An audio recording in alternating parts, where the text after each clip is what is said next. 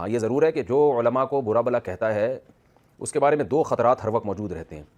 ایک تو یہ کہ اللہ اس سے ایمان سلب نہ کر لیں، بہت زیادہ اس کا خطرہ ہوتا ہے. وجہ اس کی یہ ہے کہ علماء کا مطلب کیا ہے؟ جو اسلام جانتے ہیں، اسلام کی تبلیغ کرتے ہیں، لوگوں کو اسلام، ظاہر ہے اہل حق علماء مراد ہیں اس سے. تو آپ جب علماء کو برا کہتے ہیں نا، اس کا مطلب آپ کے دل میں اسلام کی قدر ہی نہیں ہے. تو یعنی اس کا اثر بالآخر آہستہ آہستہ آپ پہ پڑنا شروع ہوتا ہے، کیونکہ دین تو علماء سکھائیں گے نا. علاج آپ نے ڈاکٹروں سے کرنا ہے، اور گھروں کے نقشے آپ نے سول انجینئر سے پاس کروانے ہیں، اور ہر فیلڈ کے ماہرین ہوتے ہیں. حکمرانوں سے کچھ اور کام لیے جاتے ہیں. تو جب آپ دین سیکھنے کی بات آتی ہے تو وہ علماء کے علاوہ کوئی نہیں سکھا سکتا. تو اگر آپ صبح و شام علماء کو برا کہیں گے اور علماء کا وقار لوگوں کے دلوں سے ختم کریں گے، تو سب سے پہلے آپ کے دل سے علماء کی عظمت نکلے گی. جب آپ کے دل سے علماء کی عظمت نکلے گی تو پھر اسلام کی عظمت نکل جائے گی.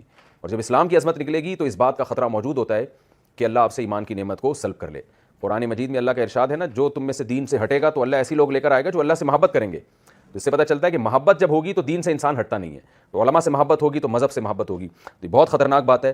تو پہلا نقصان اس سے یہ ہو سکتا ہے کہ ایمان سلب نہ ہو جائے، موت سے پہلے ایمان چھننے کا خطرہ ہوتا ہے.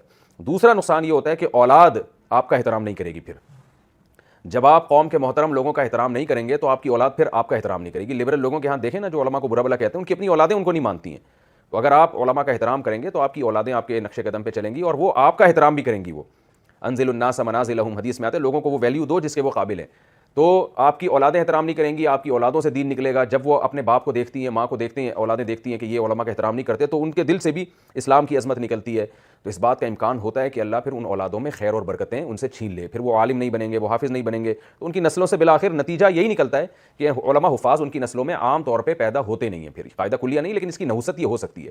تو یہ دو نحوستیں اللہ تعالیٰ ان لوگوں کو دیتے ہیں جو علماء کو برا بلا کہتے ہیں. اس لیے بہت حساس معاملہ ہے. بڑے علماء کے بارے میں بہت ادب سے، احترام سے بات کرنی چاہیے. ان کی کسی بات سے اگر اختلاف ہو تو ادب کے دائرے سے نہیں